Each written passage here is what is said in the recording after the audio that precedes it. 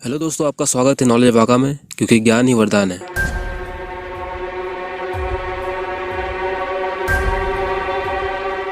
Hello दोस्तों, आज की वीडियो में हम देखेंगे कि विश्व युद्ध 2 में लड़ने वाले अहम देशों ने कौन सा आविष्कार खोजे जिसने दुनिया को एक नया मोड़ दिया।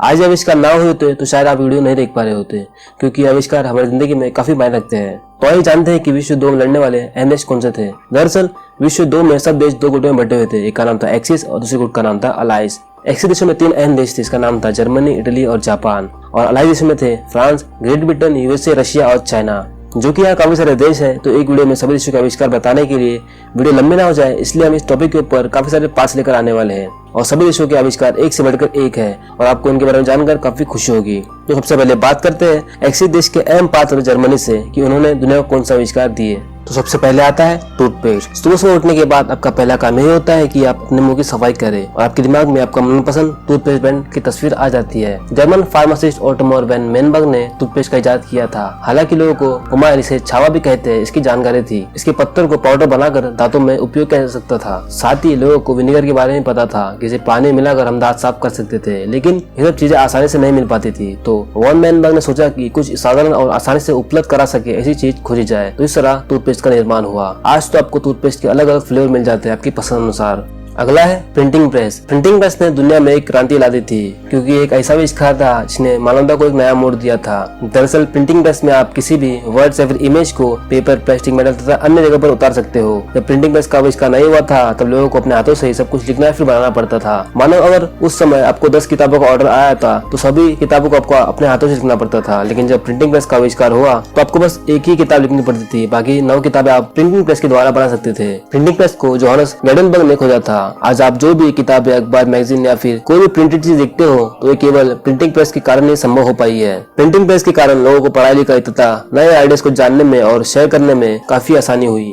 अगला है कॉन्ट्रासेप्टिव पिल्स, जिसने दुनिया भर की महिलाओं को जीने का एक नया मोड़ दिया। इस पिल्स को सबसे पहले जर्मन फार्मास्यूटिकल कंपनी शिरिंग ने बनाया था। आप सब जानते हैं कि कॉन्ट्रासेप्टिव पिल्स कैसे काम करती है, लेकिन जो लोग नहीं जानते उन्हें बता दो कि कॉन्ट्रासेप्टिव पिल्स एक बर्थ कंट्रोल पिल्स है, जिसमें कई सारे हार्मोन्स मौजूद होते हैं। जब किसी पुरुष का स्पर्म और महिला का एग एक साथ मिलता है तो फर्टिलाइजेशन होता है, और जब फर्टिलाइजेशन होता है तो उसी समय प्रेगनेंसी की शुरुआत होती है। लेकिन जो बर्थ कंट्रोल पिल्स होती है वो स्पर्म्स को एग के साथ मिलने से रोकती है और फर्टिलाइजेशन होने से रोकती है। इस पिल्स में जो हार्मोन्स होते हैं वो ओवुलेशन होने से भी रोकते हैं। इस वजह से एग स्पर्म के आसपास नहीं आते और प्रेगनेंसी नहीं हो पाती है। पिल्स में जो हार्मोन्स मौजूद होते हैं वो सर्विक्स के जो म्यूकस प्रेजेंट होता है उसकी परत को ही मोटी कर देते हैं। इस वजह से स्पर्म एग तक ट्रेवल नहीं कर पाता और फर्टिलाइजेशन होने से रोकता है। नेक्स्ट है चिप कार्ड। चिप कार्ड ये क्या चीज है? आपको बता दूं कि चिप कार्ड ही है जिस वजह से अपना SIM card, debit card, credit card और अन्य जरूरी कार्ड का उपयोग कर पाते हो। ये सुनहरे रंग का होता है, इसे आपने अपने डेबिट या क्रेडिट कार्ड पर देखा होगा। जर्मन इंजीनियर अर्जन नितोल्फ और हेलमेट गौतम ने इसे 1969 की शुरुआत में खोजा था।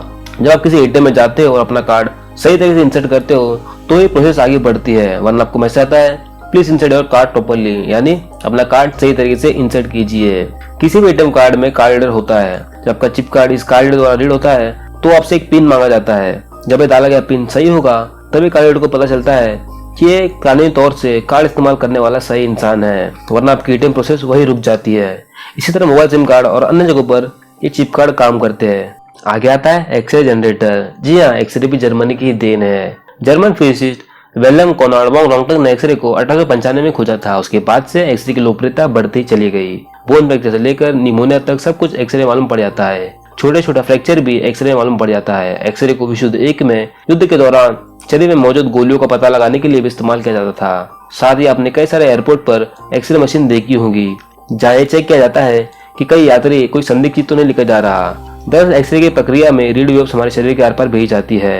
ये रेडियो वेव्स हमारे स्किन, ऑर्गन्स और मसल में अब्जॉर्ब नहीं होती, लेकिन हमारी हड्डियों में जरूर अब्जॉर्ब हो जाती है। लेकिन जब हमें कहीं बोन में फ्रैक्चर होता है तो उस समय जो पार्ट फ्रैक्चर है उसमें ये रेडियो पूरी तरह अब्जॉर्ब नहीं होती और ये हमें एक्सरे रिपोर्ट में मालूम पड़ जाता है।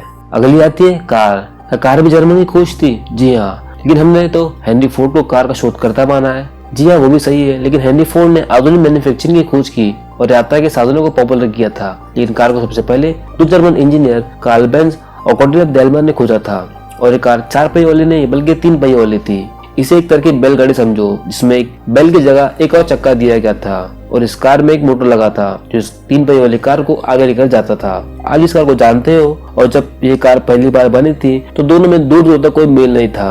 तो अब जब भी कार चलाओ या फिर कोई कार देखो तो ये मान लेना कि जर्मनी की देन है। आज के दौर में हम इतने आगे हैं कि हमें कार चलाने के लिए ड्राइवर की जरूरत भी नहीं पड़ती। कुछ कार तो हवा के साथ साथ पानी में भी चलती है। चलिए आगे बढ़ते हैं। जब आप बहुत खुश होते हो तो गाना सुनते होंगे, साथ ही दुखी होते हो फिर भी कोई ना कोई गाना तो जरूर सुनते होंगे। ग्रामोफोन या फिर टेप रिकॉर्डर में भी गाना सुना जा सकता है, लेकिन ये बहुत पुराना हो गया है। आज के दौर में लोग MP3 को जानते हैं। MP3 एक ऑडियो फाइल फॉर्मेट है जिसे जर्मनी ने दुनिया को दिया है। अब आपको CD प्लेयर को अपने साथ लेकर घूमने की जरूरत नहीं पड़ती। जब मन किया अपने फोन में गाना बजाना शुरू कर सकते हो। तो हुआ ना बहुत बढ़िया आविष्कार। अपनी गाड़ियों में, पार्टियों में, फंक्शन में, जिम में, त्योहारों में आप गाने सुनते हो और ये सब MP3 के कारण बहुत आसान हो गया है। अगली बड़ी खोज है टेलीविजन। जी हाँ, टेलीविजन भी जर्मनी की देन है। दुनिया भर में लोग टीवी पर अपना मनपसंद शो देखते हैं। लाइव प्रोग्राम्स को हम टीवी पर आसानी से देख पाते हैं, चाहे वो कोई बड़ा स्पोर्ट्स इवेंट हो या फिर कोई बड़ा महोत्सव। ये सब टीवी के कारण काफी आसान हो गया है। जर्मनी के इन्वेंटर वोन एडेन ने 24 साल की उम्र में टीवी चलाने में जो खामियां थी उसे सुधार कर टीवी का आविष्कार किया। उसके बाद टेलीविजन को लोगों के घरों घरों तक पहुंचाया गया।